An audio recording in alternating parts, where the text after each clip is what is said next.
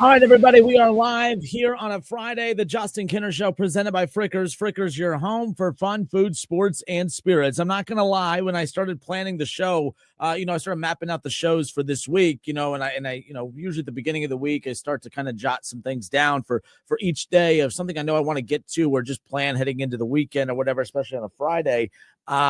I did not have kicking the show off with the Reds as part of the plan, but I was at Great American Ballpark last night, and there was just a different feel, a different energy, and the result that we all wanted to see. When I'm at a game and the playoffs are on the line, what I want to see is I want to see the stars show up and show out. And last night, we got to see that in the Reds' 1-0 shutout win over the Chicago Cubs in Game 1 of that 4-game, very important series. Now, the problem is the Reds won, but so did the Diamondbacks, so did the Giants, so did the Mets. So we are exactly where we were yesterday at this time, the Reds sitting 2 games back. But the problem is 2 games back yesterday at this time, they had 10 games to get something done. Now they have 9, but it doesn't matter. The Reds knew that all those other teams had wins, and the Reds knew that they had to win to still remain within at least 2 games of that final wild card spot.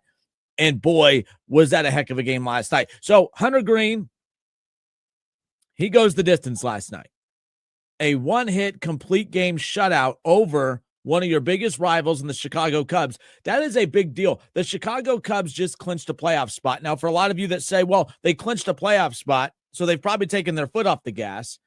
I kind of would get that, but the Cubs are still within striking distance of the division. It's unlikely, but keep in mind, as we sit here right now, the Cubs were 5 games out of the division lead, now 6 games with that loss last night, the Brewers win. So, yeah, yes and no, but I will say when the Reds have played teams who have nothing to play for, they usually lose to those teams. The Reds have been a team since the All-Star break that have been within striking distance of a playoff spot, and they were so close to a playoff spot that's what made the front office jump at making moves at the deadline, buying at the deadline, being buyers and not being sellers. So if you want to sit there and discredit last night and say, well, yeah, if the Reds have success against the Cubs, they've already clinched a playoff spot, so it's not that impressive. It is impressive because the one thing that the Reds have not been able to do is, especially when there's an opportunity on the line or something big on the line, they haven't been able to take advantage of teams who have nothing to play for. They just got swept by a team that had nothing to play for in the Athletics. The Athletics should be counting down the days to end of the season because they've been out of the playoffs since, 3 months ago? So I'm not going to accept that one. I'm not going to accept that as a way to discredit what the Reds did last night. So I'm Justin Kinner. It's the Justin Kinner Show, 1410 ESPN Radio, Dayton's radio home for Cincinnati Reds baseball. Reds and Cubs will be back at it tonight. It's going to be a 6:40 first pitch as opposed to last night's 7:15. Last night's game was on Fox. And tonight's game, of course, just a regular, I almost said Bally Sports, but FanDuel TV, whatever the hell it is. But right here on 1410 ESPN Radio, that's all that matters. But when I go to a game like last night, and there's something big on the line, I want to see my stars show out. And Hunter Greene did that. Hunter Greene did that last night. Like I said, that was a big performance for him for a lot of reasons, right? Like, for one, he goes 9 innings, complete game. We don't see that very often in today's baseball. And it wasn't just that he went 9. It was just how efficient he was. He threw 109 pitches, 78 of his 109 pitches were strikes. He was efficient. He was getting guys out and getting guys out in a hurry. That game started at 7:15. The game was done by 9:30. And at one point, we were deep into the ball game. I think it was about the 7th inning, and the Reds and the Cubs had, they were being no hit at that point. The guy to break up, Suzuki was the guy to break up the no hitter.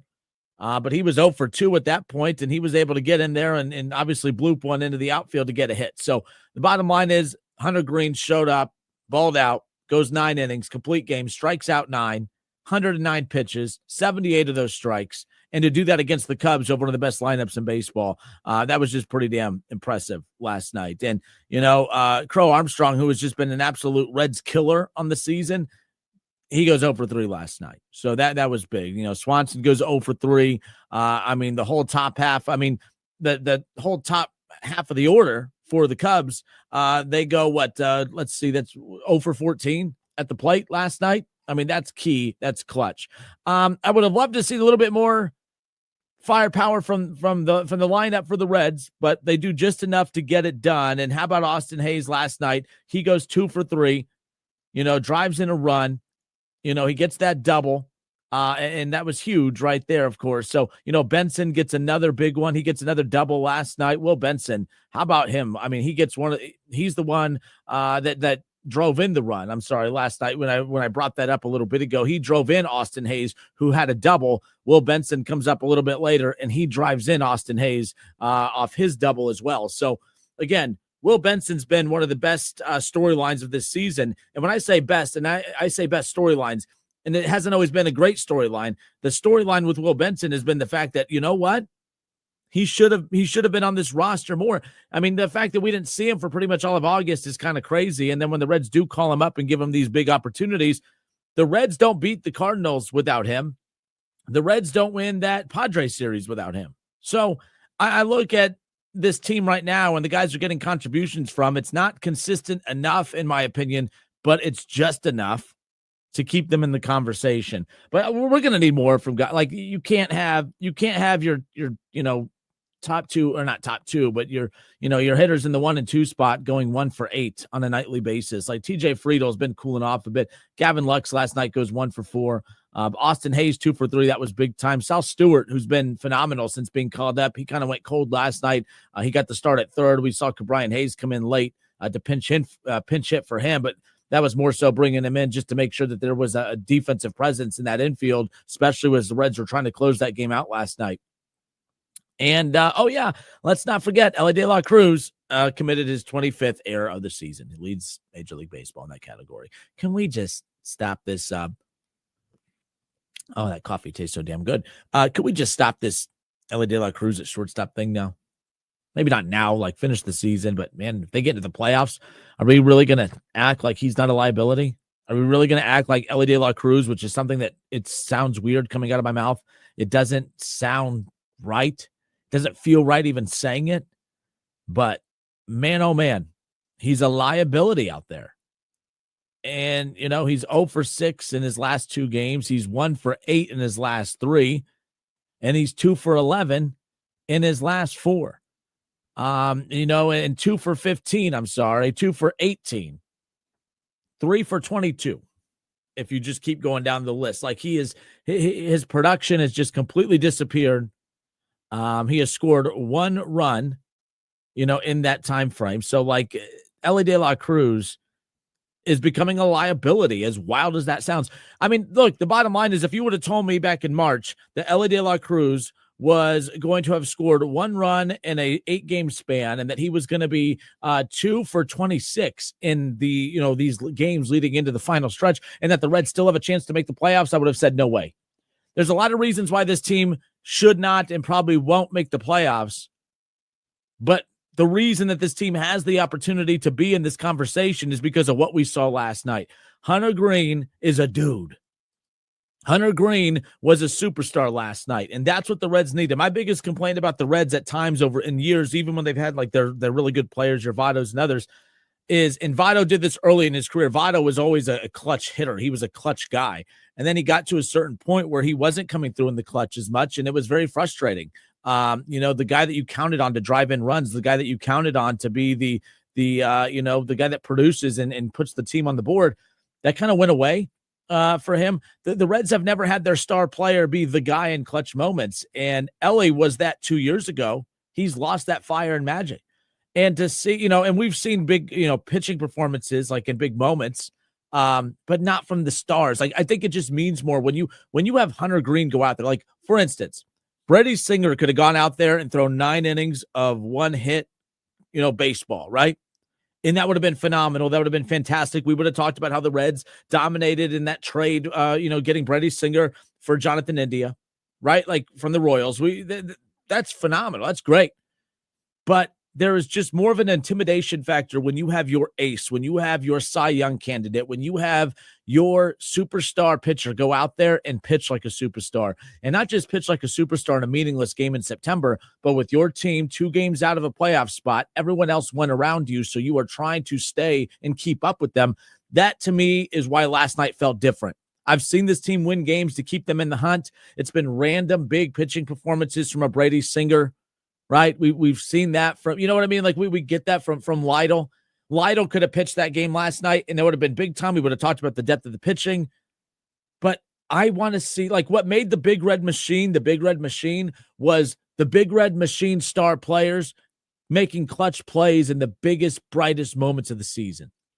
And my problem is Elly De La Cruz disappears in those moments.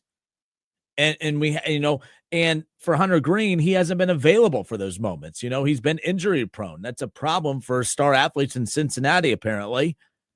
But last night was different. And I'm really, really buying back in if the Reds continue to get performances like that from their star players. The problem is you're running out of time. You only have 9 games left. Everyone won last night. And that's kind of where we're at this moment. So, right now, as far as the wild card standings are concerned, as we sit here on a Friday heading into the weekend, the Reds are 77-76. The good thing about this, okay, the good thing about the Reds win last night, and I said that the Diamondbacks and Giants won last night. I apologize. They did not. The Mets won. The Reds needed to win to keep up with the Mets. The Diamondbacks and Giants lost last night. So the Diamondbacks are 77-76, tied with the Reds with the same record. And then the Giants are 76-77. Here's the good thing. The Reds legitimately have a shot here, guys. They legitimately have a shot. The Mets are 3-7 in their last 10, okay? The Reds went out last night, and they followed their superstar pitcher in Hunter Greene, and they're obviously going to have to do the same thing tonight with Nick Lodolo on the mound. And the great thing is you have Andrew Abbott on the mound after Brady Singer. I love all the pitchers that are being rolled out there. The Reds have a legitimate shot, guys, because the Diamondbacks and Reds right now are tied with the same record. But guess what? The Reds won that season series. They hold the tiebreaker. If the Reds and the Mets end up tied with the same record, by the way, guess what? The Reds hold that tiebreaker. If the Reds and the Giants and the Diamondbacks and the Mets all finish the season with the exact same record, guess who holds that tiebreaker? The Cincinnati Reds. The Reds have every opportunity to make some noise and to make the postseason. They've made me quit on them multiple times. They've made me fall in love with them multiple times.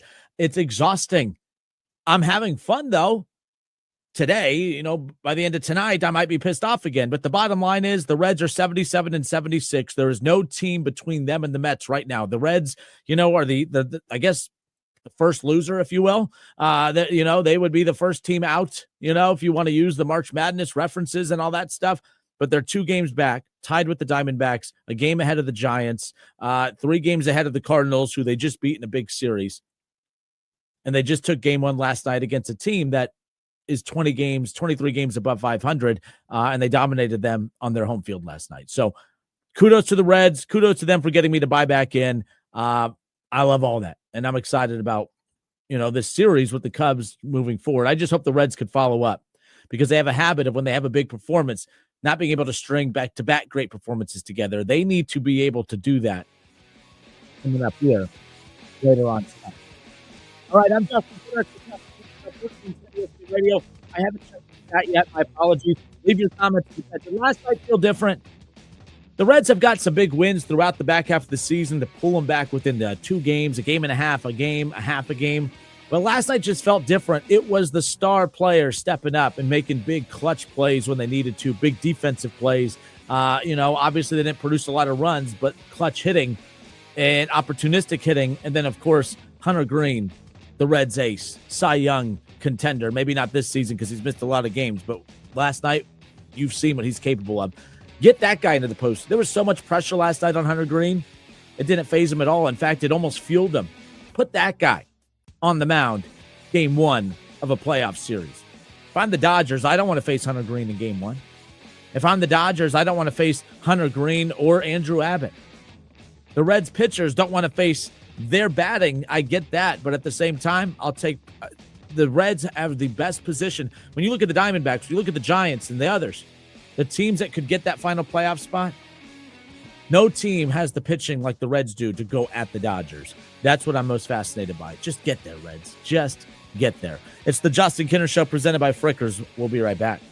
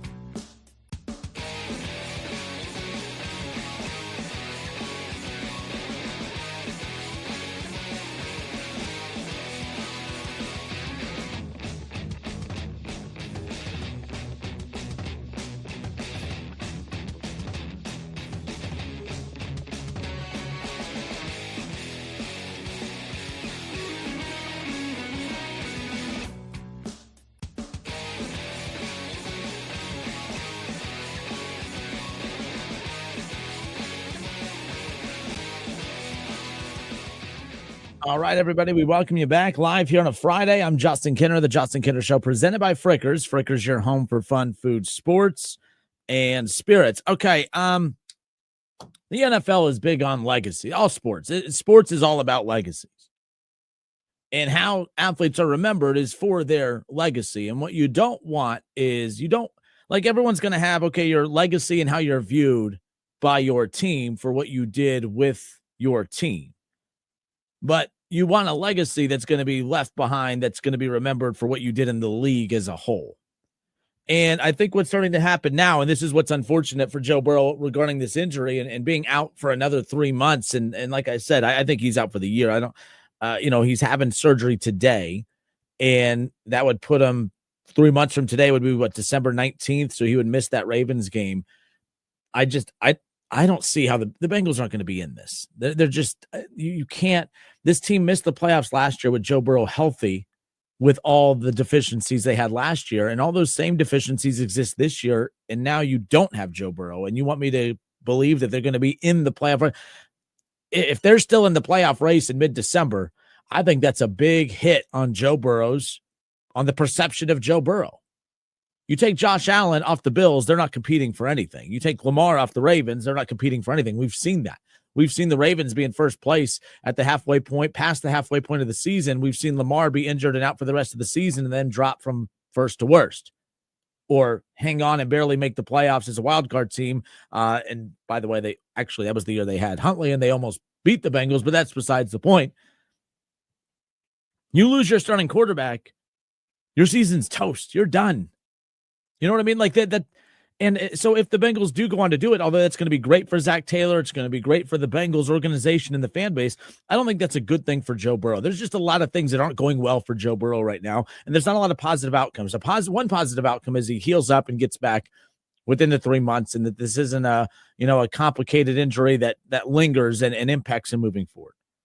But legacies in the NFL matter, and right now the only legacy that Joe Burrow has been forming is just a Cincinnati Bengals legacy.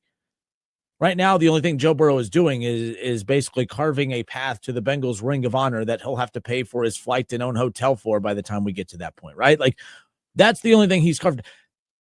What is he doing right now to carve a legacy across the league? No all-league honors, no MVPs. His biggest accomplishment was a Super Bowl loss. Like, there's nothing significant about that. I've seen Jared Goff go to the Super Bowl twice with two different teams. Like, you know what I mean? Like, we've seen quarterbacks get to a Super Bowl. I've seen Jalen Hurts get to 2 Super Bowls, and he's 1-1. He's been to multiple, and those guys were drafted in the same class. I'm watching Josh Allen last night. I'm watching Justin Herbert in the first couple of weeks here. Jordan Love is phenomenal with the Packers. I'm not the biggest Jordan Love guy, but I'm not going to deny how good he has been for Green Bay and how good Green Bay looks. And we know how the MVP award works. It's a storyline driven league. I'm watching the Bills last night, and I'm watching Josh Allen drop back to throw the football. And I'm like, these weapons, they're not even weapons. He's bringing a knife to gunfights. He doesn't have pass catchers, guys. Like, he doesn't have his leading receiver last night was a tight end. Dalton Kincaid had 5 catches for 66 yards and a touchdown. Shakur had 4 catches, 45 yards and a touchdown. Elijah Moore had the 3rd most targets on the team last night. Elijah Moore. Like, that's wild to me that to Keon Coleman, 4 targets, 3 catches, 10 yards. He doesn't have pass catchers. And I'm watching Josh Allen just continue to lead his team down the field. And guess what? He has a run game. Josh Allen, I think very much so values his run game. I think he would love to have a T. Higgins, Jamar Chase. I'm pretty sure he would love to have a Tyreek Hill and a Jalen Waddle. But I think he loves his offensive line. I think he loves his run game. I think he loves his defense. I think he loves complimentary football. And I think he loves his MVP award. Sure, he would love to put up the fantasy football stats that Burrow does. But from a legacy standpoint, Josh Allen's going to be remembered in this league significantly longer than Joe Burrow at the pace of which both their careers are going. I'm watching Josh Allen last night. They're 3-0. And it's a storyline-driven league when it comes to the MVP award. And we just watched Josh Allen win it last year. But have you guys seen the schedule for Buffalo? Like Josh Allen in Buffalo, this is what's coming up. Okay, they're 3-0 already. They have the Saints, Patriots, Falcons, Panthers for the next month, for the next 4 weeks. That's a 7-0 start. Then the first team of resistance that they play is going to be the Chiefs. And I'm not sure how good the Chiefs are. That could be an 8-0 start. Then they play the Dolphins.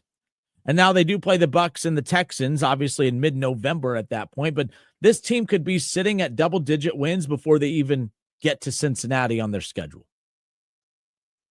And by the way, that will not be Joe Burrow versus Josh Allen. We will miss out on that head-to-head quarterback duel right there. The Bills are going to win a ton of games. They're going to have this division wrapped up by mid-November. And his legacy is going to continue to build. And I think that's significant, right? Talked about Jordan Love earlier. Jordan Love, it's a storyline-driven league. Like, Jordan Love is a guy that is going to be probably the quarterback on maybe the best team in football. They look like it a couple weeks in. As good as the Bills look, I think the Bills are a very, very good team. I think that the difference is I think that the Packers have more weapons. It's just a matter of Jordan Love versus, Josh Allen, who's the better two of the quarterbacks. I'll take Josh Allen every day of the week, but it's a storyline-driven league, and when the Packers are the best team in football, if they do continue on that trajectory, Jordan Love is going to be in very good position to win that MVP award as well. And then you got Justin Herbert. Justin Herbert's been putting up phenomenal numbers. His number one wide receiver is a 33-year-old Keenan Allen. Can Keenan Allen sustain this run that he's on right now? Just a heck of a pass catcher, a heck of a receiver, route runner, all that.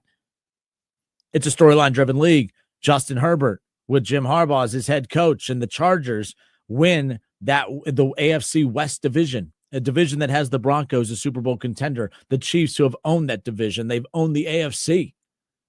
If Justin Herbert leads the Chiefs to an AFC West title, yes, I think that Justin Herbert, from a storyline perspective, that's your MVP right there. I think that, Jordan Love and the Packers, if they end up being as, better than the Eagles, that's your MVP right there. Maybe Jalen Hurts gets that. There are now that the league that had a youth quarterback movement, right? We bid farewell to Tom Brady. We bid farewell to Drew Brees. Aaron Rodgers still hanging on for dear life, right? Like, we've bid farewell to the previous era of quarterbacks. There was an overlap there. It was the overlap of Tom Brady, obviously, with Patrick Mahomes. We got to see a brief overlap there, right? Hand off the baton. But now the Jordan Loves, they're more than a few years into the league. Burrow's more than a few years in the league. Josh Allen, Lamar Jackson, Justin Herbert, Jordan Love now. These guys have all been in the league for years now. And now everything's clicking. And now legacies are starting to be formed and defined. And what looked like a few years ago that Joe Burrow was just going to be, it was going to be Joe Burrow and Patrick Mahomes on this Peyton Manning, Tom Brady trajectory. That's not the case anymore. Joe Burrow can't stay healthy. He can't stay on the field. He hasn't been in the playoffs for the last 2 years, and it's probably going to be 3 years now since Joe Burrow last seen the playoffs, which is crazy. So I bring this up because now that these quarterbacks who have been healthy and in the league for a while, their careers and their legacies are starting to be formed. We've seen Patrick Mahomes win multiple MVPs and multiple Super Bowl MVPs. He's at the top of the mountain. Lamar Jackson's right up there as well, who has multiple MVPs. All he does is win. All he does is get to the playoffs. We're waiting for him to take that next step, obviously, to get to an AFC championship game, get to a Super Bowl, win a Super Bowl. Same thing with Josh Allen. Josh Allen just won his first MVP last year. That could have been the third MVP for Lamar Jackson when it was all said and done. That's how tight that race was. And then you look at this year. Who could, again, it's week 2, week 3 now. MVP, it's kind of silly to talk about. It's not like I'm really like pushing who's going to win the MVP, but we know how this works. And we know it's a quarterback award. Joe Burrow being out for another pretty much full season, it keeps setting him behind and behind and behind. Legacies are being formed around him. Quarterbacks are surpassing him. 2 years ago, it looked like Joe Burrow, who was, getting to a Super Bowl in only year 2. And the future was bright because you had Joe Burrow on a rookie deal, Jamar Chase and T. Higgins. All these stars were on rookie deals. Man, the future was bright. They didn't capitalize on it. And the team has gotten worse and worse every single year. And now you have Jordan Love, who could potentially win his first MVP, maybe win a Super Bowl. We saw it last year with Jalen Hurts. Not just won his first Super Bowl, that was his second Super Bowl appearance, but he won his first Super Bowl and won a Super Bowl MVP. What if Jordan Love wins his first Super Bowl this year? That's another young quarterback that has surpassed Joe Burrow. Josh Allen has surpassed Joe Burrow. Lamar Jackson's been well ahead of Joe Burrow. Patrick Mahomes is ahead of Joe Burrow. You know, what happens if Justin Herbert, can you imagine if Justin Herbert surpasses Joe Burrow by winning an MVP or getting to a Super Bowl, winning a Super Bowl with Jim Harbaugh? This injury, to me, is, yes, it impacts 2025, but I think it is a huge gash on the resume and the big picture legacy of Joe Burrow. You know, when you think of Joe Burrow, you should be thinking about, like, I remember the Rams, the greatest show on turf, right? When you had your Kurt Warner, and, you know, you had Marshall Faulk, and you had those great receivers. You had, you know, Torrey Holt. You had all these guys. You remember that show. You remember the type of high, you know, powered offense that they were. They were kind of ahead of their time, obviously. But I look at you should be able to remember this Bengals team for that, and you're not going to be able to, because the only thing you think about with this Bengals team, unfortunately, is the constant slow starts, the horrible offensive line play, your quarterback being compared to Andrew Luck for how many times he's been hit, and he's been hit significantly more at this point of his career compared to Andrew Luck, who was hit at this much, you know, at this point of his career, and he retired early because of it. You remember the bad defenses. You remember the fact that they've had so many they've missed the playoffs so many times. Joe Burrow's only made the playoffs twice. This is year number 6 of Joe Burrow in Cincinnati. He's made the playoffs twice. And yes, you can comb through and make an excuse for each year. You could do the same thing. Well, Justin Herbert has it. Oh, well, that was the year all his receivers were injured. Oh, well, that's the year that they had Staley, the goofy coach that's from Dayton, right? Like they had Staley there. Oh, last year was the first year for Harbaugh. You know, and this year, if they fail, well, his oldest receiver was 33-year-old Keenan Allen. Like, we could do this excuse game for all these quarterbacks across the board. Joe Burrow's not special when it comes to excuses. Every quarterback has it. Patrick Mahomes, what a bum. He lost that Super Bowl last year. Well, yeah, his best pass catcher in the Super Bowl last year is a pop concert groupie for his now fiance, Taylor Swift. Like, yeah, his best pass catcher is a guy that's not even really fully diving into football anymore.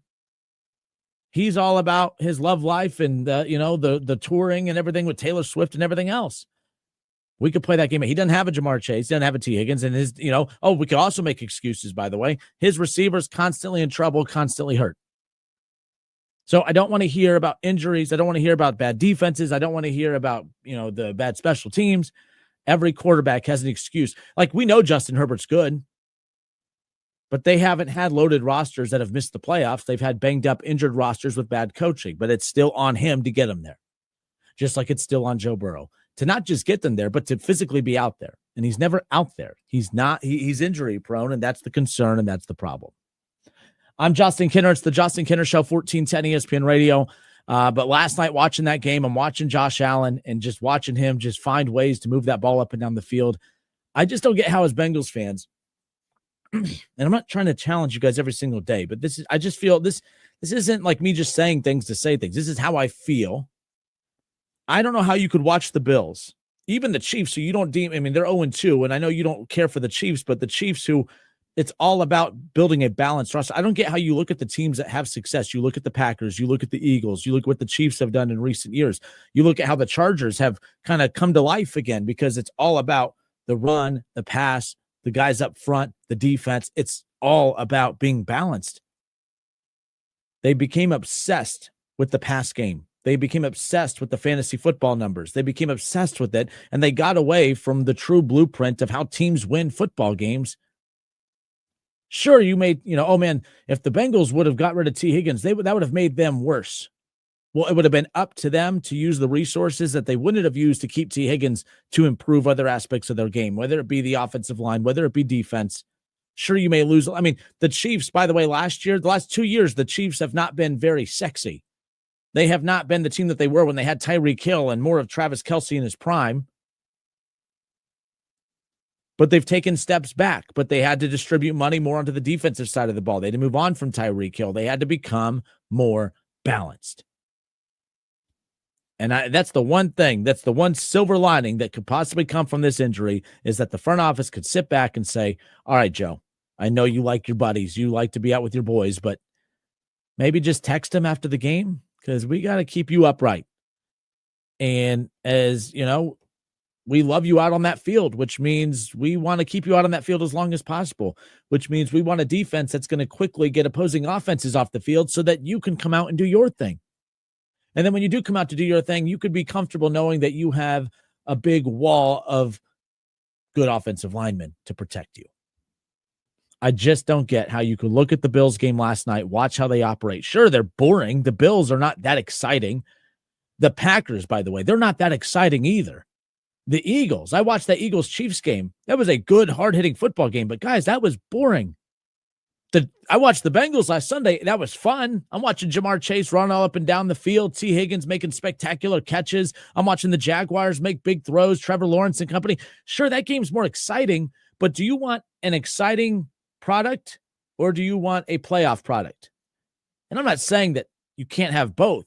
But at the same time, look around the league. The Eagles are boring. The Eagles have Devontae Smith and A.J. Brown and Saquon Barkley, and they're a ground and Jalen Hurts, who's a Super Bowl MVP quarterback, by the way, who has outplayed Patrick Mahomes twice in 2 Super Bowls. They have all these stars, but you watch them, and it's just ground and pound, boring football. But it's we love that. Don't get me wrong. Like I'm enjoying it, but like sure, it's more exciting to watch Jamar Chase just beat cornerbacks and safeties down the field wide open for big explosive plays. That's awesome. You're like the NBA team that puts up 130 points a game, but gives up 125 points per game. And you just don't feel like you're watching good. I feel like the Bengals are the James Harden of the NFL. The Bengals are the James Harden of the NFL. They're fun to watch. They're exciting to watch. They put up a lot, but there's so many deficiencies that it keeps them from being that megastar. I will take a more boring superstar that doesn't do all the flash and doesn't do all this and that. I'll take a Jokic. The Bengals need to be more Jokic than James Harden. It's a weird crossover. I completely get it. Maybe I'll get Kevin here. Maybe Kev will see where I'm coming from with this. But I think in today's NFL, boring is good. The Chargers were more exciting years ago when they had Keenan Allen and they had all those weapons in that pass game when they were healthy, right? But this Chargers team is boring, but they're good. This Eagles team is boring, but they're good. This Packers team, vanilla, but they're good. The Bengals are a loaded roster. They're exciting, but they're not very good. Be boring. Being boring is the best way to put your team in position to go win football games, as far as I'm concerned. All right, I'm Justin Kinner. It's the Justin Kinner Show, presented by Frickers. Frickers home fun and spirit. I want to get back to the Reds a little bit. I was very happy with that. Hunter Green said something last night in the post game that I think rubbed a lot of fans the wrong way. And it didn't rub me the wrong way, but when Hunter Green said it, I thought Hunter Green came off a little tone deaf. Hunter Green went 9 innings last night, striking out 9 batters, had a no-hitter into the 7th, only gave up 1 hit on the night. A big win for the Reds to keep him in the playoff race.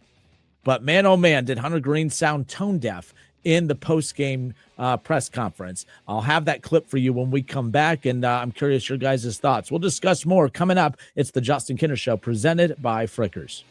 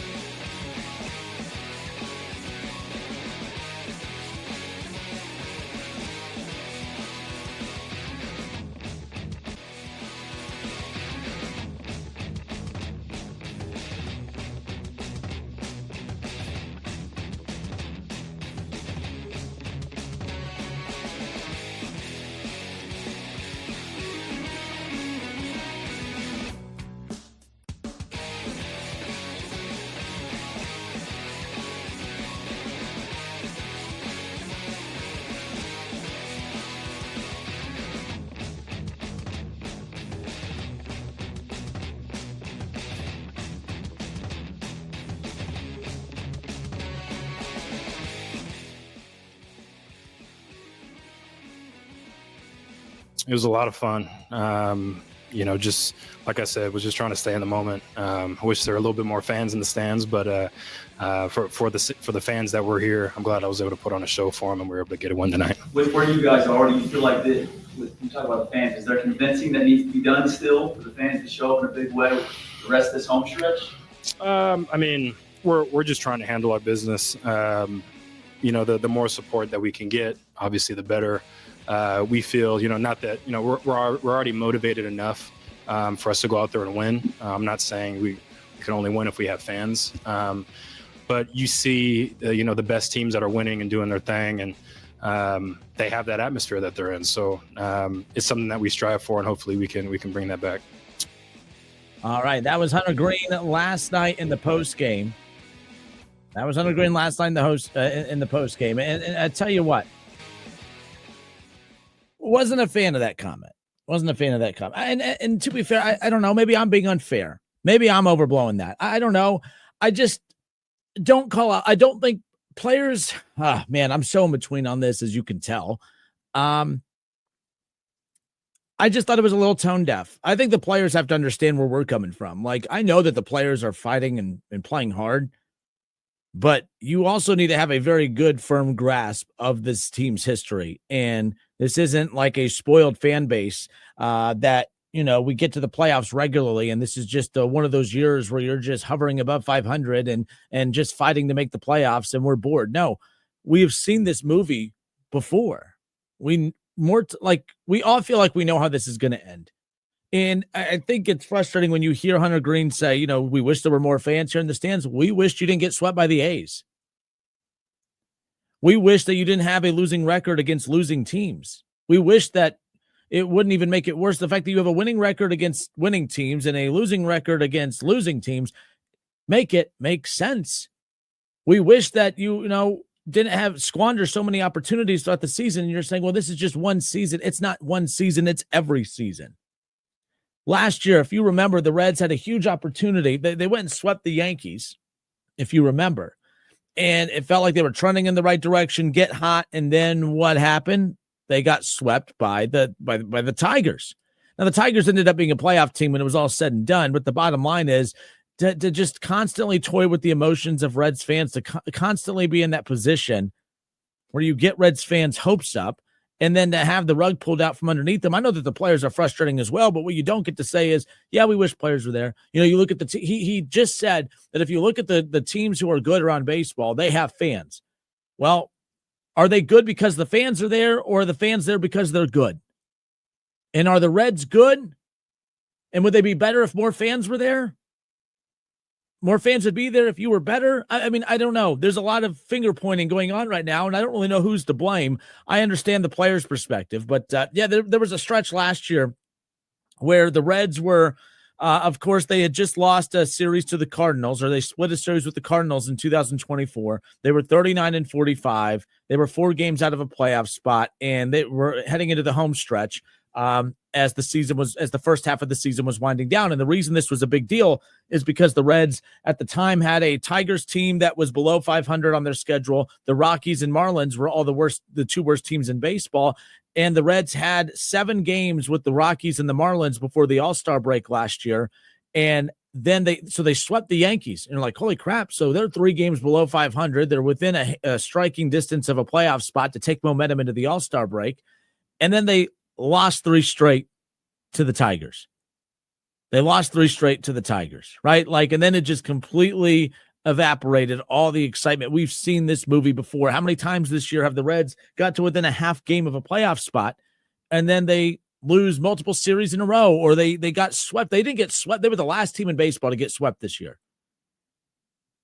And one of the sweeps, they've only been swept twice, and one of those sweeps is against the last place Athletics. I don't even know what they're not the Oakland Athletics, whatever the hell they are, though. Whatever the hell they are, Athletics. That's where we're at right now when it comes to this Reds team. Whatever the hell they are, Athletics. That's who they lost to. So, I get Hunter Greene's point. I'm sure he does wish more fans were there. I was one of the fans in attendance last night. And by the way, Hunter Greene was not bad-mouthing fans. I don't want to frame it that way. I get what he's saying. But I would sit this one out, pal. I would not question Reds fans for not showing up to the ballpark. we've seen this movie before. And I think what Reds fans need to see is something that is going to make them believe that when they go sit down to watch the rest of the movie, that it's not going to be the same. Like, I don't like the Halloween movies. They're the same damn movie every time. Same thing. No, the Scream movies, same thing. You tune in, you sit down, you go to the movie theater, or you watch it at home.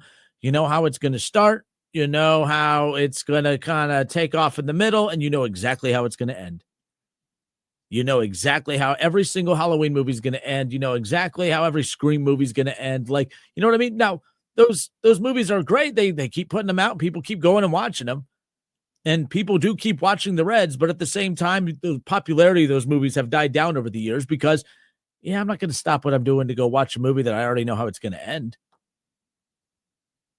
So that's kind of where I'm at with the Cincinnati Reds. I need to see something that we haven't seen before, or at least within recent Reds history. And last night was fun. And by the way, I'm not being negative here. I opened up today's show. You can, if you missed the beginning of the show, don't worry, you can go back and watch it. But the bottom line is, this Reds team last night, that was a big time win. I gave a ton of props to Hunter Green, who goes 9 innings, those 9 pitches, 78 of those were strikes, very efficient. Just, absolutely mowed them down. He was beyond elite last night. And I said this before. I was like, if Lytle was on the mound last night and had that performance, that would have been great. We would be saying, oh man, the Reds have depth in the rotation and how awesome that is. If Brady Singer would have done that, that would have been great. But there's something about when a superstar on your team physically carries you to a must-win game that there's just something that is different about it. It gets me to buy in a little bit more. Hunter Green's on the mound. I feel confident that the Reds can beat any team in baseball. I feel confident that if the Reds make the playoffs, that Hunter Green on the mound, I feel confident that in game 1 against the Dodgers, do I feel confident that they could beat the Dodgers in the series? No. But do I feel confident that the Reds could beat the Dodgers in game 1 with Hunter Green on the mound? I do.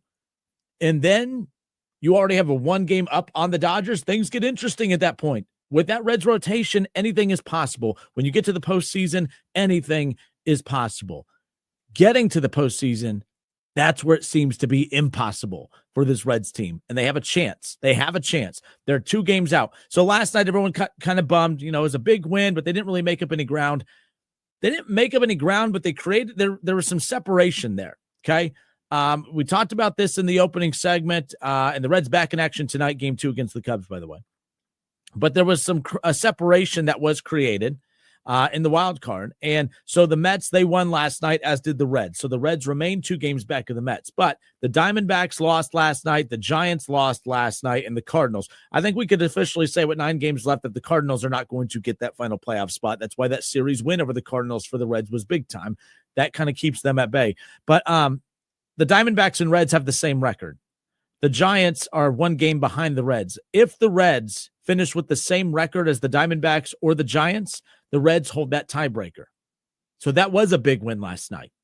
If the Reds and the Mets finish with the same record, okay, if they finish with the exact same record, the Reds win that tiebreaker. The Reds actually are in a very good position. The Reds are the Mets are in the best position because they have a 2-game lead on these teams. So, but it's up to them to sustain it and hold it. They're 3-7 in their last 10. They've been trying to give it away all season, but the Reds don't completely quit on them. Not yet. There's 9 games left. Every time I get a little upbeat about this team, they go out and lay a stinker. So we'll see what they do tonight with Nick Lodolo on the mound. But man, if the Reds and the Mets finish with the same record, they hold that tiebreaker. There's not one team that holds a tiebreaker over the Reds at this point. That, to me, of all the bad situation that the Reds are in, they have the best situation of the bad situations, if you will, if that makes sense. I like the Reds' chances because of that. But last night, when the Mets won, had the Reds lost that, they only put 1 run up on the board. It's not as if that was a guaranteed win for the Reds last night. That was a 1-0 shutout win over the Cubs with your pitcher going 9 innings, throwing a complete game, only walking 1 batter, striking out 9, taking a no-hitter into the 7th and having it broke up by Suzuki on a 2-out double. And it started to feel, and by the way, there was 1 hard hit ball in the 8th that I'm like, oh man, it's gone. That's it. Not that the Reds were done, but the game was going to, go on longer, but Man, that was a humongous win last night. So I wanted to make sure I ended on a positive note, even though I kind of went in on Hunter Green's comments in the post game. I just thought that was a little tone deaf. Be excited about where the Reds are at. Be excited about what he did last night. But what I don't think he should do is question why the Reds fans aren't there yet. But he's right. They're going to need you. They're going to need us fans to fill up that ballpark just to give them that extra juice.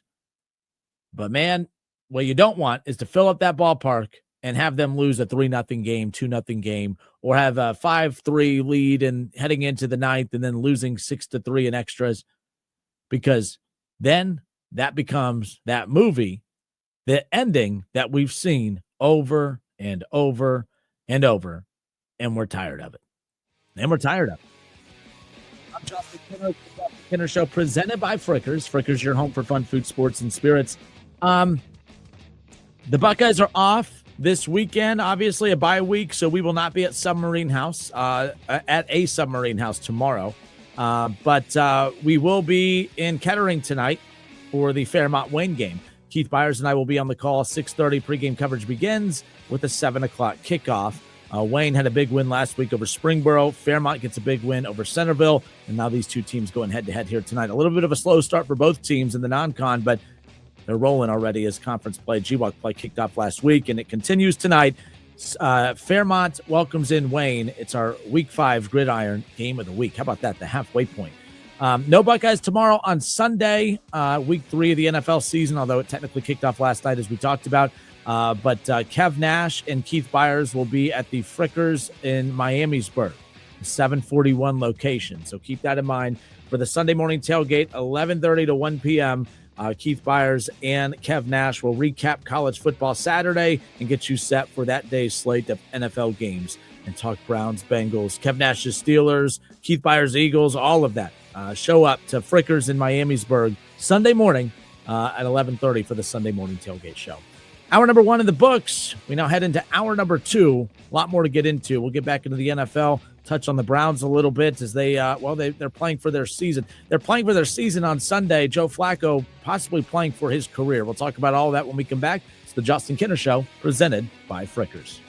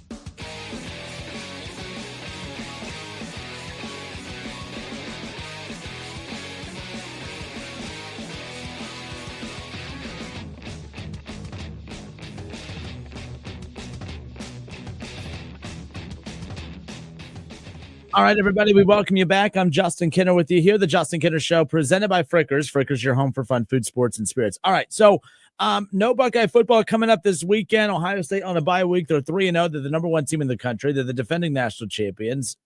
Everything's good, right? Like I don't know what else there is to really say about Ohio State at this point, but we did have the voice of the Buckeyes, Paul Keels, on yesterday. A couple things we discussed, from the expectations of what we had for Ohio State before the season kicked off to where they are at now here at this bye week. How does Paul Keels view how this team is? Paul Keels, how does he view this team as far as how they've developed to this point? He gave his thoughts, of course, on the development of Julian Sayin. Obviously, when you look at the expectations that we had for Jeremiah Smith, living up to those, but what about some other surprise players that have kind of come into the mix a little bit? What did Paul Keels have to say about that? We even discussed Joe Burrow at the end. So if you missed our conversation with the voice of the Buckeyes, Paul Keels, we have all of that for you right here. We even took a look at some of the biggest matchups in the Big Ten coming up this weekend, week 4 of the college football season. If you missed our conversation yesterday with the voice of the Buckeyes, Paul Keels, we have it for you right here. Every Thursday with the voice of the Buckeyes, Mr. Paul Keels. Paul, happy Thursday. Welcome. How are you? I'm good. How you doing, Justin? I'm not bad. Excited to have you on. Obviously, a bye week, no game for Ohio State coming up on Saturday, of course. And with that being said, it feels like we wait so long for the season to get here, and yet here we are 3 weeks in and already the first bye week for your Buckeyes. Well, and you know what happens, especially when you have a season like this, where there's 2 buys because of the extra Saturday between Labor Day and Thanksgiving. But you don't know if it's a good time or a bad time. It just depends on how you come out of it. But they're able to get 3 games in there.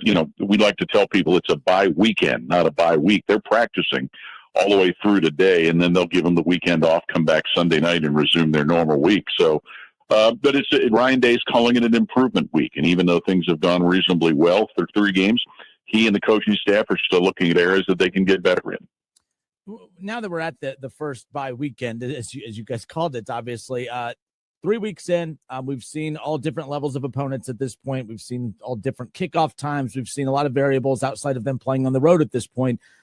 Who are the Buckeyes right now? If someone hadn't watched a second of the Buckeyes and they asked you, Paul, to get, what's the identity of this team? Who are the Ohio State Buckeyes as we sit here 3 weeks in, as weird as that sounds? Well, I think, Justin, you can say that they're a team that is playing very high-level defense. They gave up a sloppy bomb the other night against the Bobcats, but their defense has really been on point. And offensively, they've shown the ability to be explosive in the 2 games since the opener. In the first game, they just kind of managed things and really didn't put, their quarterback, Julian Sayin, in a difficult position making his first start. But what we've seen in the last 2 weeks, they have the ability to hit the home run ball with a passing game. We're starting to see the development of a running game with great offensive line play. And we're starting to see, maybe a change in the pecking order of running backs. Bo Jackson looked really good the last 2 weeks. We know they still have a lot of confidence in C.J. Donaldson as well as James People. So an offense that can be explosive and a defense that is played at a high level. What about if someone said, Paul, what worries you about this team? Not putting you in a position to say something bad about it, but what is it about this team that makes them vulnerable, do you think, at least as we sit here 3 games in? Well, what we saw last week was they had some shutdowns in the red zone. That was not a good thing to have happen. And we saw Julian Sayin with a couple of interceptions. One of them was a ball that was tipped and was kind of up for grabs. So there's been a little bit of a turnover presence. I wouldn't say a turnover problem. Those would be the things to be concerned about. No game coming up this weekend, but again, they're practicing, they're preparing because the Big Ten opener coming up a week from Saturday. And not only is it the Big Ten opener, it's their first road game of the season. Obviously, that'll present a challenge for a team with the new quarterback as well. But Washington, I feel like a lot of people are kind of overlooking them a bit. The atmosphere at Washington is phenomenal, as you know. And again, for that to be where Julian Sayin's going to make his first road start, that's going to be a tough environment. Do you feel like people are overlooking Washington a bit as we head into that? Maybe just a little bit because they had a down year last year compared to being in the national championship game the year before, but they've got an exciting quarterback in Damon Williams. It's the second year of Kalen DeBoer being the head coach. We'll find out a little bit more about them this weekend when they play Washington State because they've really not had much resistance in their first 2 football games. So they might be a little bit, and that will be a lot. It's one of the loudest environments from a lot of people who have been there. Now, the last time we went there with Ohio State, it wasn't that loud because Washington, number 1, wasn't that good. And then number 2, there were about 10,000 West Coast Ohio State alums that were there. But it'll be interesting to see how this team responds to being on the road for the first time. got the voice of the Buckeyes, Paul Keels, joining us now. Obviously, no game this weekend. Washington next up. Big Ten opener, road opener, of course, for the Buckeyes as well. The one thing about Washington as well, their run game, when you talk about the shutdown defense that Ohio State has been able to show thus far, we saw at times Texas, they weren't able to move the football on Ohio State a few weeks ago in the opener, but they could run on them. What challenges does Washington bring to the table? Obviously, the run game, as I mentioned, but they do bring some stuff to the table that we'll see them test the defense of Ohio State that we haven't really seen since week one. Yeah, and I haven't had a chance to watch them yet this year. That's going to be what's going to happen after this weekend. But we know that Williams, the quarterback, can hurt you both running and throwing the football. So I'm not that familiar yet with some of the personnel they have. But, it's a program that went through a major transition. They lost Kalen DeBoer when they did and lost so many players to the transfer portal. So I'm kind of curious to, see. I've got my DVR set to record their game with Washington State. That'll be Sunday night, looking at that Monday morning, getting a better idea of what they've got. But anytime you go on the road and anytime you're Ohio State, that's kind of what they've earned from winning a national championship and being the brand they are. They get teams' best shots. But I would agree with you, Justin. I think Washington is probably not being talked about that much just because of the difficulty they had last year. Before we get into some of the other top Big Ten matchups this weekend, Paul, it's interesting. We had Jason Fitz and some other guests on throughout the week, just obviously talking college football. And one of the topics was just a lot of the quarterbacks that were really being, propped up heading into the season. A lot of guys aren't having the type of seasons we anticipated at the quarterback position 3 weeks in, obviously. And one name that got brought up, you look at Julian Sayin, he's playing as good as any quarterback in the country right now. To go back to him real quick, just your thoughts on the development of him 3 weeks in and how he kind of stacks up against some of the other quarterbacks in the country as we sit here 3 weeks in. Well, he's looked very comfortable being back there. You'd think that he's played more as a starter than he already has, but we've seen the accuracy. There have been a few balls that he's probably underthrown a little bit as the receivers have bailed him out, but we've seen him, be able to throw the deep ball. We've seen the quick release. But more than anything, spread the ball around to the playmakers. Now, Ryan Day is going to be one of those harping on taking care of the football, and, he hasn't done that entirely to the liking, but, he probably would only be to the liking if he hadn't had any interceptions at this point. But I think what we've seen is the fact that, and you hear from interviews with other players, Justin, he's become more of a vocal leader out on the field. But he just looks comfortable out there. He's a guy that looks like he's maybe more veteran than he's been, but the talent certainly shows when you watch him throw the football.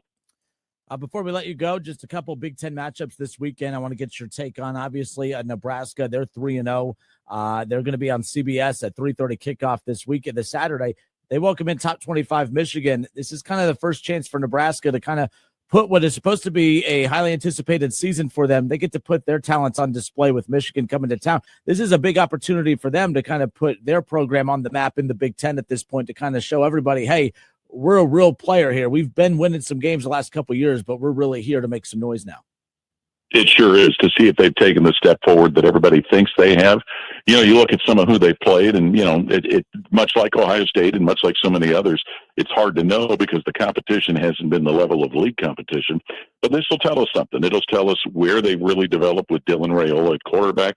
It'll also be another example for Michigan to see if Bryce Underwood, after a tough road game at Oklahoma, if he can kind of get back to where the Michigan needs him to be. It'll be the last game that Sharon Moore is suspended this season. He has one more next year he has to serve. So there's a lot of key elements to that. But more than anything, people just are anxious to see, is this the step forward that Nebraska has wanted to take?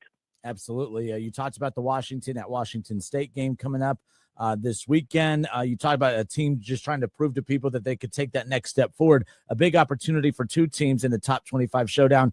Illinois, top 10 team in the country at number 9. They're going to be on the road at Indiana. It's kind of crazy saying I can't wait for the Illinois-Indiana game this weekend, but that's what a lot of people are saying, including me. This is going to be a fun matchup out of the Big Ten. It sure is. I read an article, and I can't remember the date, but somebody, I think it was Illinois' coach, Brett Bielema, who talked about when's the last time Illinois and Indiana were ranked playing one another. And it might have been, the early 1900s. But, we saw what Indiana did last year. They've replaced some key pieces, but they've got some key pieces coming back. And Illinois, a 10-win season and a bowl win a year ago, a team that had, a win that maybe doesn't get the attention that it should by going down to Duke and beating the Blue Devils the way they did. And while Illinois gets so much attention for Luke Altmaier and a returning offensive line, They got 5 interceptions in that win at Duke. They returned most of, if not all, their entire defensive secondary. But Indiana has plugged and played with another transfer quarterback in Mendoza, who's come in and played really well and kept them going. So, I think it's going to answer a couple of questions. Was Indiana and what they did last year a flash in the pan type of thing? And is Illinois really a team that has taken a step forward and can possibly contend for either playing for a Big Ten championship or getting into the college football playoff? All right, good stuff. Paul Keels, voice of the Buckeyes, every Thursday joins us here on the Justin Kinner Show. Paul, send us out with this. We've spent a lot of time on this topic this week, an unfortunate topic, of course. Former Buckeye Joe Burrow goes down in that game last week against, the Jaguars, and not out for the season, but out a good chunk, out the next 3 months. Just your thoughts on the Bengals quarterback going to be missing some key time. Yeah, it just seems like Joe can't get out of the injury bug's way, and it's unfortunate. But, Jake Browning, despite the interceptions he threw Sunday, he was impressive in leading them from behind to win. I think it's encouraging. He's been in the system for a while. When he has played like he did a couple of years ago, he's shown some good moments. So, basically at 2-0, if they can kind of keep things at a status quo or, keep things reasonably well. And if Burrow does come back in December, like folks are hoping, who knows? But, what a big blow for a guy that just can't seem to shake the injury bug. All right, Paul, appreciate your time every week as always. Thank you so much, and we'll talk soon. You got it, Justin. Take care. All right. All right, that was Paul Keels on yesterday's show. Appreciate him. Keep in mind, every Thursday throughout the Ohio State Buckeye season, we're fortunate, of course, to get the voice of the Buckeyes, Paul Keels, to hang out with us and recap the previous week's game and some of the top headlines heading to the upcoming weekend. No Buckeyes this weekend, but he still gave us some time. That Indiana-Illinois matchup, it's just funny because, I know that it's a top 25 showdown. The winner of that top 25 showdown is going to get, talked about, and they're going to get some looks. I don't think that this is a battle of 2 national championship contenders, and they're top 25. I don't know if it's a battle of 2 playoff teams, but what it does is it takes programs like this. This is why this matchup, and we're going to talk about this when we come back, this Illinois-Indiana matchup, it's a matchup that proves me wrong, or that is proving me wrong on my opinion on the expanded playoff. And we'll discuss that more in depth when we come back. It's the Justin Kinner Show presented by Frickers. Frickers, your home for fun, food, sports, and spirits. I don't admit when I'm wrong often, but I think I was wrong about this playoff. I'll tell you why next.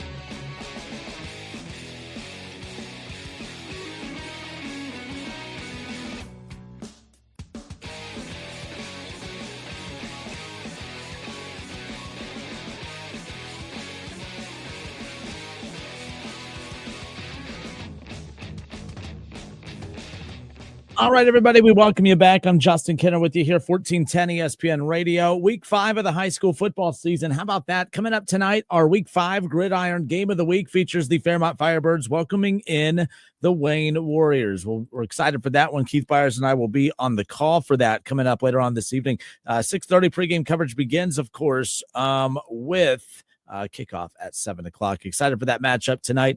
Wayne last week defeated Springboro 48-23. And then, of course, Fairmont, they get a huge win last week as well over Centerville, 20-17. These two teams, obviously out of the GWAC, we call a lot of GWAC games. We like to bring you some of the biggest matchups in the Miami Valley each week. A lot of those games do reside in the GWAC. There's big games across the board. We just have a good relationship with the GWAC. That's one reason why we bring you so many of those games. But that's one reason why we do like to highlight our top individual performers. Every Monday, we like to kind of comb through some of the biggest performances from around the Miami Valley. Some of those, yes, out of the GWAC, but we've seen a lot of big performances from individual players throughout, whether it's the Southwest Buckeye League, of course, whether it's the Miami Valley League, whether it's the wherever, GCL, it doesn't matter. We appreciate all the individual performances throughout the high school football season, and we look forward to that. Now, if you do head to wingam.com, all right, because we only do call one game a week, we do miss a lot of games throughout the Miami Valley. If you're at a game and there's an individual performance that you want to make sure we highlight on the show, head to wingam.com and you can submit your star player, and that player will get a shout out. And by the way, not just football, it's volleyball, it's softball, it's baseball, it's basketball, it's any sport, track, golf, doesn't matter. If you want an individual performance highlighted from the high school ranks on the show, by all means, please submit those great performances at wingam.com, and I'll be glad to make sure we highlight those great performances here in the Miami Valley. Okay. Switching gears here to college football. Actually, we were just on college football with Paul Keels. Appreciate him. We re-aired that from yesterday, of course. Buckeyes are on a bye week, but the Big Ten has some interesting matchups this weekend. And the one I keep bringing up, I keep laughing just because, like, when you think of the Big Ten, you don't think of Illinois and Indiana, right? Like, there's nothing intriguing about those two programs. But I'm very intrigued by these two programs this weekend. Indiana is the number 19 team in the country, and they welcome in Illinois. All right, they welcome in Illinois for a top 25 showdown. It's a 7:30 kickoff on NBC. And I got to say, there's the one reason I'm intrigued by this is, yes, it's a top 25 matchup, but let me be honest. If the playoff was still a 4-team playoff format, I still wouldn't care about this game. You know what I mean? Like a top 25 showdown that gets your attention. But in a 14 playoff era, 9 versus 19, Illinois versus Indiana, I don't think it draws people in. I think in a 12-team playoff, it definitely gets people to buy in and get people intrigued. Like we saw, and mainly because there's a proof of concept already. We've already seen Indiana make the playoff. Indiana was a playoff team last year. Indiana, along with Ohio State and Oregon, Big Ten playoff teams, Penn State as well. Like we saw 4 teams from the Big Ten in the playoff last year. Indiana didn't fare well, but I mean, they got an early farewell, but you know what I mean? The bottom line is I was wrong about the expansion of the playoff. I was wrong. I was wrong on many levels. I've got proven wrong in the first month of the season. This is year 2 of the 12-team playoff. Last year was the first year, just kind of a wait and see. You sit back. Obviously, Ohio State lost to Oregon, in mid-October. Then they didn't lose again until Michigan. Obviously, they still make the playoff and they go on to win a national championship. But my big concern about the expansion of the playoff was that it was going to water down the regular season, and that, no one's really going to care about the teams who are ranked in the double digits and who really don't have a shot at winning a national championship, this, that, and the other. I didn't think people would care. I didn't think I would care. But I'm wrong. The Ohio State, I got proved wrong twice on this, because the Ohio State-Texas matchup, I was like, that matchup, it would be sexy if it was a 14 playoff format, because it's almost like that was a playoff game and the loser's eliminated. And, you don't want a season ended in week 1. That's not good for business, big picture. But my gosh, for that moment in time, that game would have you on the edge of your seat and you would be locked in, right? So That's how I felt like it would water down those games. I was watching Texas, Ohio State, and it was kind of a relief to watch two teams debuting new quarterbacks, two teams who are national championship contenders, but two teams with deficiencies, and two teams with deficiencies that are national championship contenders that still have an entire season to get better. Rather than tell Texas that because you lost, you no longer have a chance to compete for a national championship, I think that would be bad. That's bad for college football. If you eliminate a brand like Texas out of the mix week 1 of college football, I know for the urgency standpoint and the storyline perspective, week 1 of college football, I'm locked in. But now after that Ohio State-Texas game, moving forward, I just don't pay attention to Texas. That's not good for college football. Texas lost that game. Everybody's still locked in on Texas because you want to see the development of Arch Manning or see if he's overhyped or overrated or underrated, whatever. And you're still watching a championship contender. You know what I mean? Like if had Ohio State lost, would they, and technically even in a 4 team, maybe those 2 teams, the loser's not really eliminated, but you're pretty dang close. You have to be perfect the rest of the way. Look at some of the problems that both teams are having since that game to expect Ohio State and Texas to be perfect. And, to Penn State's credit and others, like they're going to have Oregon coming up around the corner. There's some big games, I was wrong. Big Ten football seems more interesting now because of the 12-team playoff, because more teams have a shot. When it was all about a national championship, there's only a handful of teams every year that can win a national championship. So if the only goal, if the only opportunity, if the only end game is to win a national championship, we're only really, with all these programs, we're only following a handful of teams. I was wrong. I'm going to keep saying that because some of you are saying, I told you, Kenner. Yes, you did. I think Shaw and some others. So I'm admitting I was wrong. There you go. I was wrong because I think that this weekend's slate of Big Ten games is fascinating. I think it's fascinating. Maryland, Wisconsin, there's no playoff implications there. I don't think, Maryland's 3-0 to their credit. Maryland is 3-0 on the season. All right, but they haven't beaten anybody. They beat Florida Atlantic, Northern Illinois, and Towson. They're probably going to beat Wisconsin. Wisconsin's not good, but then they're going to have to play Washington and Nebraska. They'll probably beat UCLA. They'll play Indiana. They'll play Illinois. They'll play Michigan. Like Maryland, water will find its level, no doubt. All right, but you continue to go down this list, and coming up later on tonight, Iowa and Rutgers. Not a whole lot going on there. To Rutgers' credit, though, they're 3-0. They barely beat Ohio out of the MAC, by the way. They beat Miami. I mean, Rutgers, MAC champions, baby, right there. Rutgers, though, how bad is Rutgers' defense? The fact that they've given up 58 points. They gave up 58 points the first 2 weeks of the season, and they played Ohio and Miami of Ohio.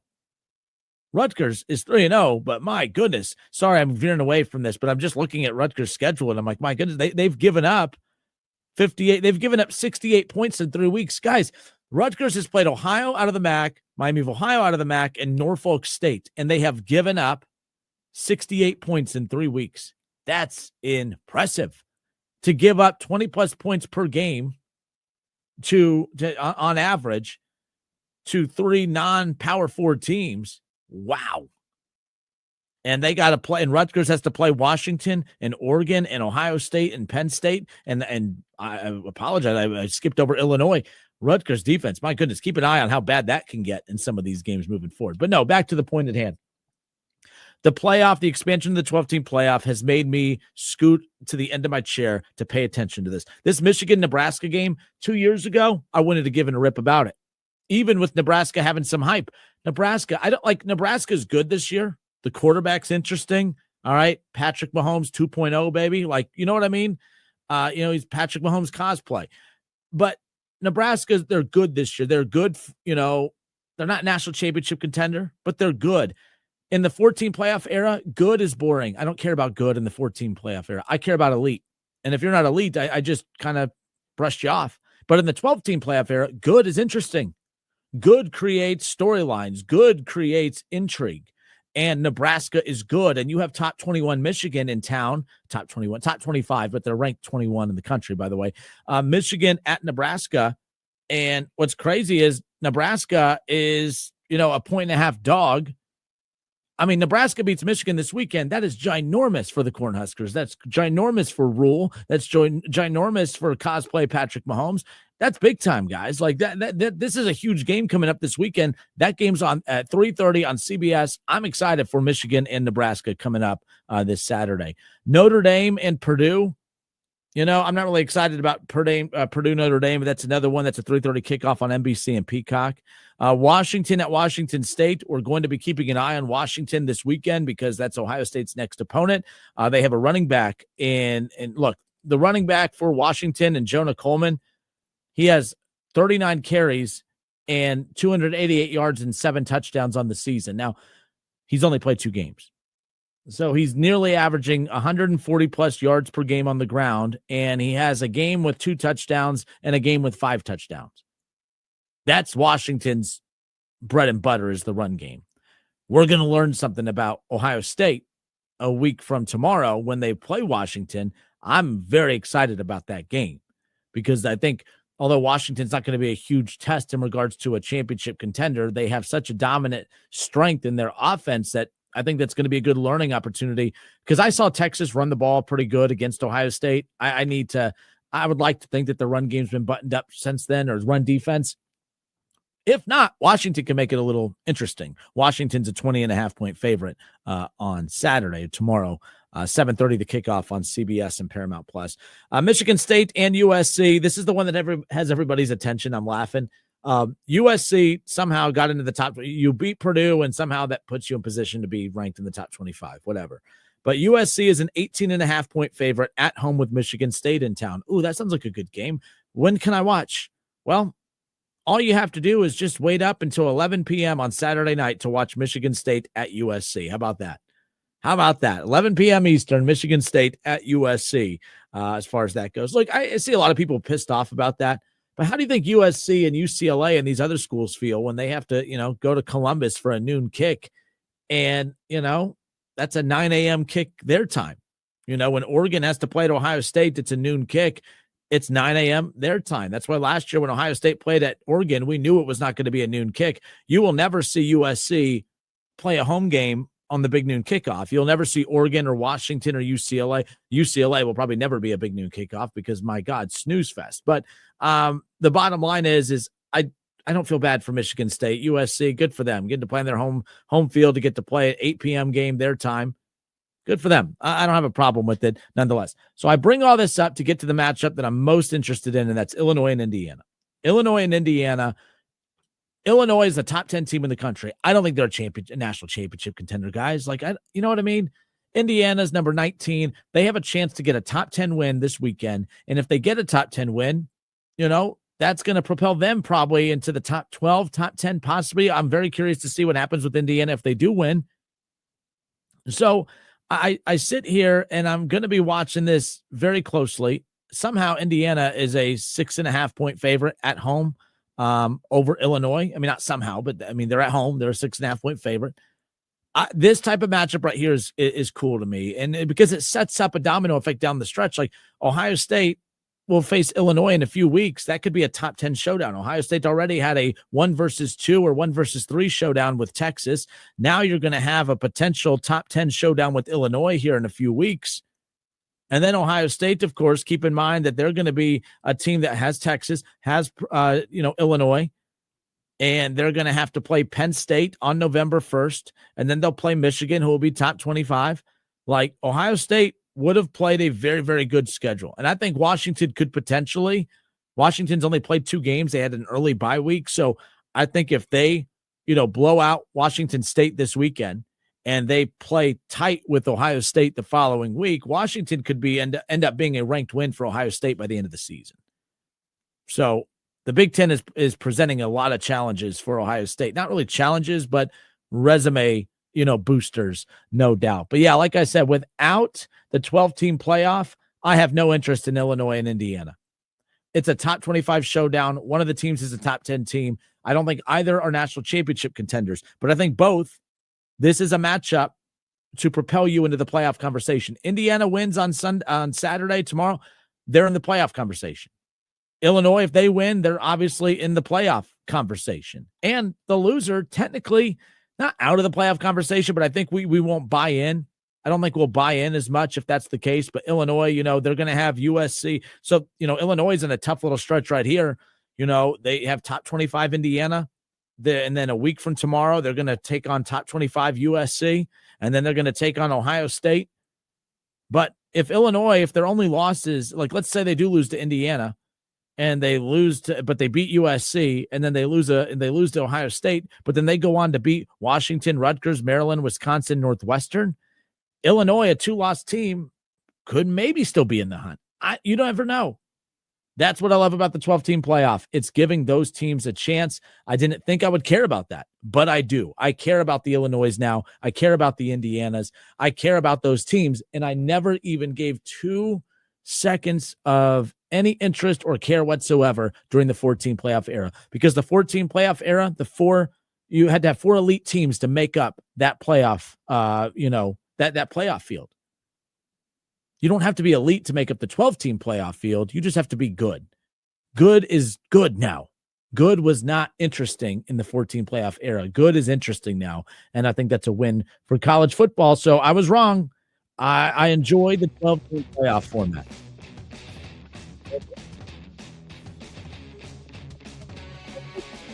Home for fun, food, sports, and spirits.